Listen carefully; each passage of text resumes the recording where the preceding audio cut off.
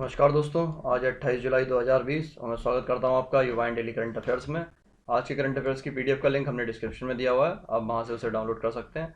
साथ ही साथ अगर आपने हमारे पुराने वीडियोस नहीं देखे हैं तो यहाँ पर प्लेलिस्ट का ऑप्शन आ रहा है, आप वहाँ पर क्लिक करके प्लेलिस्ट से हमारे पुराने वीडियोज़ भी देख सकते हैं। तो चलिए शुरू करते हैं अपना आज का करंट अफेयर्स, जिसका पहला क्वेश्चन है, वर्ष 2021 में आयोजित होने वाले खेलो इंडिया यूथ गेम्स, कौन सा खेलो इंडिया यूथ गेम्स के चौथे सत्र की मेजबानी कौन सा राज्य करेगा? ऑप्शन ए है पंजाब, बी है हरियाणा, सी है पश्चिम बंगाल और डी है उड़ीसा। और इसका सही उत्तर है ऑप्शन बी, जो है हरियाणा। देखिए, हाल ही में हरियाणा के मुख्यमंत्री मनोहर लाल खट्टर और केंद्रीय खेल मंत्री किरण रिजिजू ने घोषणा की है कि वर्ष 2021 में आयोजित होने वाले खेलो इंडिया यूथ गेम्स, कौन से खेलो इंडिया यूथ गेम्स के चौथे सत्र की मेजबानी हरियाणा करेगा। और इन खेलों का आयोजन जो है वो अगले साल होने वाले टोक्यो ओलंपिक के बाद पंचकुला में होगा। और साथ ही साथ क्या है कि इसके आयोजन की जो तारीखें हैं उनकी घोषणा भी टोक्यो ओलंपिक के बाद ही होगी। और टोक्यो ओलंपिक का जो आयोजन है वो 23 जुलाई से 8 अगस्त के दौरान होना है।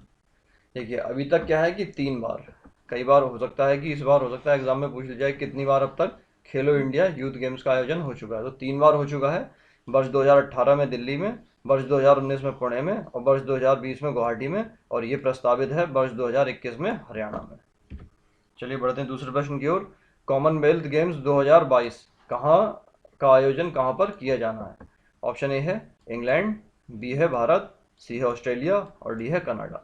और इसका सही उत्तर है ऑप्शन ए, जो है इंग्लैंड। देखिए, कॉमनवेल्थ गेम्स का आयोजन वर्ष 2022 में इंग्लैंड के बर्मिंघम में होना है, लेकिन निशानेबाजी और तीरंदाजी के इवेंट जो हैं वो सिटी ब्यूटी चंडीगढ़ में होंगे। चलिए बढ़ते हैं तीसरे प्रश्न की ओर। हाल ही में फ्रेंच कप फुटबॉल प्रतियोगिता को किसने जीता है? ऑप्शन ए है पेरिस सेंट जर्मन, बी है सेंट एंटने, सी है जुवेंट्स और डी है उपरोक्त में से कोई नहीं। और इसका सही उत्तर है ऑप्शन ए, जो है पेरिस सेंट जर्मन। देखिए, फ्रेंच कप फुटबॉल प्रतियोगिता को पेरिस सेंट जर्मन या पीएसजी ने जीत लिया है और फाइनल में सेंट एंटने को 1-0 से हराकर इन्होंने ये खिताब अपने नाम किया है। चलिए बढ़ते हैं चौथे प्रश्न की ओर। क्रिकेट के नियमों का संरक्षक या कस्टोडियन कहे जाने वाले मेरिल बोन क्रिकेट क्लब, या फिर जिसको एमसीसी भी कहा जाता है शॉर्ट फॉर्म में, की आधिकारिक वेबसाइट पर पहली बार हिंदी में सभी नियम उपलब्ध हैं। आपको बताना है कि हिंदी में इस नियम को किसने तैयार किया है। ऑप्शन ए है अजय कौशिक, बी है लक्ष्मी रतन शुक्ला, सी है राजीव मल्होत्रा और डी है राजीव रिसोडकर। उसका सही उत्तर है ऑप्शन डी, जो है राजीव रिसोडकर। देखिए, क्रिकेट के नियमों का संरक्षक कहे जाने वाले मेरिल बोन क्रिकेट क्लब की आधिकारिक वेबसाइट पर पहली बार हिंदी में सभी नियम उपलब्ध हैं, लेकिन अभी तक क्रिकेट के नियम आधिकारिक तौर पर हिंदी में उपलब्ध नहीं थे। और इसने क्या है कि इंदौर के पूर्व अंतर्राष्ट्रीय अंपायर राजीव रिसोडकर ने तैयार किया है। और एमसीसी की जो आधिकारिक वेबसाइट है, जिसका नाम है, जो है मतलब LORDS lords.org पर नियमों को पेज 101 पर देखा जा सकता है। और इंदौर के राजीव रिसोडकर वर्ष 1997 से 2016 तक बीसीसीआई पैनल के अंपायर रह चुके हैं। चलिए बढ़ते हैं पांचवें प्रश्न की ओर। हाल ही में कोरोना वायरस संक्रमण के कारण पड़ोसी देश श्रीलंका की अर्थव्यवस्था को उभारने के लिए भारत ने कितने करोड़ की मदद का फैसला किया है? ऑप्शन ए है 1000 करोड़, बी है 3000 करोड़, सी है 5000 करोड़ और डी है 10,000 करोड़। इसका सही उत्तर है ऑप्शन बी, जो है 3000 करोड़। देखिए, कोरोना महामारी ने भारत के छोटे पड़ोसी देशों की इकोनॉमी या अर्थव्यवस्था को क्या है बुरी तरह से प्रभावित किया है। और ऐसे में भारत ने अपने पड़ोसी देश श्रीलंका को कोविड-19 से उपजे हालात से बचने के लिए $40 करोड़ या फिर 3000 करोड़ रुपए की विशेष मदद देने का फैसला किया है। देखिए, भारत ने कहा है कि यह मदद 22 मई 2020 को प्रधानमंत्री नरेंद्र मोदी और श्रीलंका के राष्ट्रपति गोतबाया राजपक्षे के बीच हुई टेलीफोन वार्ता के दौरान बनी सहमति के आधार पर दी गई है। और इसके अलावा भारत ने सार्क देशों को कोरोना से लड़ने में मदद के लिए क्या है कि एक फंड की भी स्थापना की है। चलिए बढ़ते हैं छठे प्रश्न की ओर, जो है हाल ही में प्रधानमंत्री नरेंद्र मोदी द्वारा शुरू की गई आत्मनिर्भर भारत अभियान योजना के द्वारा रेहड़ी पटरी वालों को 1 वर्ष के लिए 10,000 रुपये कर्ज के रूप में दिया जा रहा है। आपको बताना है कि यह योजना कौन से मंत्रालय के द्वारा चलाई जा रही है। ऑप्शन ए है केंद्रीय वित्त मंत्रालय, बी है केंद्रीय वाणिज्य एवं उद्योग मंत्रालय, सी है आवास एवं शहरी विकास मंत्रालय और डी है सूक्ष्म लघु एवं मध्यम उद्योग मंत्रालय द्वारा। और इसका सही उत्तर है ऑप्शन सी, जो है आवास एवं शहरी विकास मंत्रालय द्वारा। चलिए बढ़ते हैं 7वें प्रश्न की ओर। भारत में कब से उपभोक्ता संरक्षण अधिनियम 2019 लागू हुआ है? ऑप्शन ए है 1 जुलाई 2020, बी है 1 जून 2020, सी है 1 मई 2020 और डी है 20 जुलाई 2020। और इसका सही उत्तर है ऑप्शन डी, जो है 20 जुलाई 2020। देखिए 20 जुलाई 2020 को भारत में नया उपभोक्ता संरक्षण कानून या अधिनियम 2019 लागू किया गया है और इस अधिनियम ने उपभोक्ता संरक्षण अधिनियम 1986 की जगह ली है। तो इस बार हो सकता है कि एग्जाम में ये पूछ लिया जाए कि कौन सा अधिनियम लागू हुआ है, तो वो तो हो गया 2019 और इसने किसकी जगह ली है, तो वो हो गया 1986 की जगह ली है। चलिए बढ़ते हैं 8वें प्रश्न की ओर। जो है हाल ही में राष्ट्रीय कौशल विकास निगम या एनएसडीसी ने ग्रामीण भारत के युवाओं को कौशल प्रशिक्षण देने के लिए कौन से पेमेंट बैंक के साथ साझेदारी की है? ऑप्शन ए है पेटीएम पेमेंट बैंक, बी है एयरटेल पेमेंट बैंक, सी है इंडियन पोस्ट पेमेंट बैंक और डी है इनमें से कोई नहीं। और इसका सही उत्तर है ऑप्शन बी, जो है एयरटेल पेमेंट बैंक।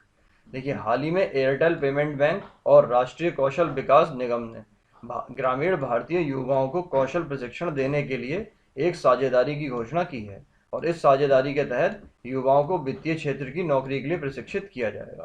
तो ये जो स्कीम थी राष्ट्रीय कौशल विकास जो मिशन था, बहुत ही अच्छी स्कीम थी, लेकिन अगर धरातल पर देखा जाए तो उस तरह से ये कामयाब नहीं हो पाई है। भले ही कागजों में कितनी भी कामयाब दिखा दिया जाए इसे, लेकिन धरातल पे देखा जाए तो एक तरह से जितना मेरा अनुभव है काफ़ी बेकार रही है। चलिए बढ़ते हैं 90 प्रश्न की ओर। हाल ही में कौन से देश ने ऑनलाइन पाठ्यक्रमों के लिए नए विदेशी छात्रों को अपने देश में आने से रोक लगा दी है? ऑप्शन ए है ब्रिटेन, बी है अमेरिका, सी है रूस और डी है जर्मनी। और इसका सही उत्तर है ऑप्शन बी, जो है अमेरिका। देखिए अमेरिका आवर्जन प्राधिकरण ने एक नई नीति जारी करते हुए कहा कि केवल ऑनलाइन अध्ययन की मांग कर रहे नए सिरे से नामांकित विदेशी छात्रों को देश में प्रवेश से रोक दिया जाएगा। और अमेरिका के आवर्जन और सीमा शुल्क प्रवर्तन द्वारा घोषित नई नीति में कहा गया है कि गैर प्रवासी छात्रों को वीजा में छूट प्रदान करने वाला उसका निर्देश केवल उन लोगों पर लागू होता है जिन्होंने 9 मार्च तक अमेरिका के स्कूलों में दाखिले ले लिए थे। कब तक, यहाँ पर डेट निर्धारित है कि 9 मार्च तक अमेरिका के स्कूलों में दाखिले ले लिए थे। चलिए बढ़ते हैं 10वें प्रश्न की ओर। हाल ही में भारत ने किस देश को देश में ही निर्मित, मतलब किस देश को देश में ही अपने ही देश में बनाई गई 10 ब्रॉडगेज डीजल इंजन सौंपे हैं? ऑप्शन ए है नेपाल, बी है भूटान, सी है श्रीलंका और डी है बांग्लादेश। और इसका सही उत्तर ऑप्शन डी, जो है बांग्लादेश। देखिए हाल ही में भारत ने देश में निर्मित 10 ब्रॉडगेज डीजल इंजनों को वीडियो कॉन्फ्रेंसिंग के द्वारा बांग्लादेश को सौंपा और भौतिक रूप से इंजनों का आदान प्रदान पश्चिम बंगाल के नादिया जिले में पूर्वी रेलवे के गेड़े स्टेशन और बांग्लादेश की तरफ से दर्शना स्टेशन पर होगा। देखिए बांग्लादेश ने इन इंजनों की खरीद के लिए अप्रैल 2019 में भारत को एक प्रस्ताव भेजा था और बांग्लादेश को दिए जा रहे इन इंजनों की जो क्षमता है वो 3300 या 3300 हॉर्स पावर होगी तथा इन WDM-3D लोको इंजन, WDM-3D लोको इंजन, ये आपको याद रखना है कि ये एग्जाम में इस तरह से क्वेश्चन पूछा जा सकता है कि इनकी जो उम्र होगी वो होगी 28 साल। चलिए बढ़ते हैं 11वें प्रश्न की ओर। जो है करगिल दिवस, आपको बताना है कि करगिल दिवस प्रत्येक वर्ष कब मनाया जाता है? ऑप्शन ए है 23 जुलाई, बी है 24 जुलाई, सी है 25 जुलाई और डी है 26 जुलाई। ऑप्शन इसका जो है सही है वो है डी, 26 जुलाई।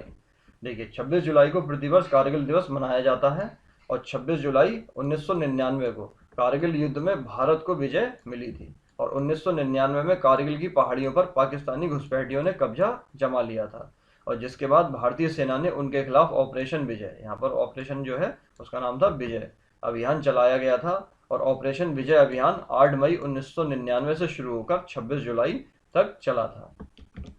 चलिए बढ़ते हैं 12वें प्रश्न की ओर। हाल ही में केंद्र सरकार ने किसे स्वास्थ्य एवं परिवार कल्याण विभाग का सचिव नियुक्त किया है? ऑप्शन ए है राजीव दीक्षित, बी है लवलीन सिंह, सी है राजेश भूषण और डी है संजीव सचान। और इसका सही उत्तर है ऑप्शन सी, जो है राजेश भूषण। देखिए केंद्र सरकार ने प्रशासनिक फेरबदल करते हुए वरिष्ठ आईएएस अधिकारी राजेश भूषण को स्वास्थ्य एवं परिवार कल्याण विभाग का सचिव नियुक्त किया है और वह इस पद पर जो है प्रीति सूदन का स्थान लेंगे। चलिए बढ़ते हैं अपने आज के प्रश्न की ओर। जो है संविधान संशोधन का उल्लेख भारतीय संविधान के कौन से भाग में किया गया है? अंक की बिंदी रहेगी। ऑप्शन ए है भाग 12, बी है भाग 18, सी है भाग 20 और डी है भाग 22। इस प्रश्न का उत्तर देना है आपको हमें कमेंट के माध्यम से। तो चलिए आज की वीडियो में इतना ही। Thanks for watching. अगर आपको पसंद आया है हमारा आज का करंट अफेयर्स तो इसे लाइक कीजिए, कमेंट में प्रश्न का उत्तर दीजिए, साथ साथ में अपनी फीडबैक दे सकते हैं। वीडियो को शेयर कीजिए ज़्यादा से ज़्यादा, ताकि हमारे जो सब्सक्राइबर रेट है थोड़ा सा बढ़े। और अगर आप चैनल पर नए हैं तो इसे सब्सक्राइब कीजिए और साथ ही साथ बेल आइकन प्रेस कीजिए, ताकि जितने भी वीडियोज़ नए पड़ते हैं उसकी अपडेट्स आपको मिलती रहें।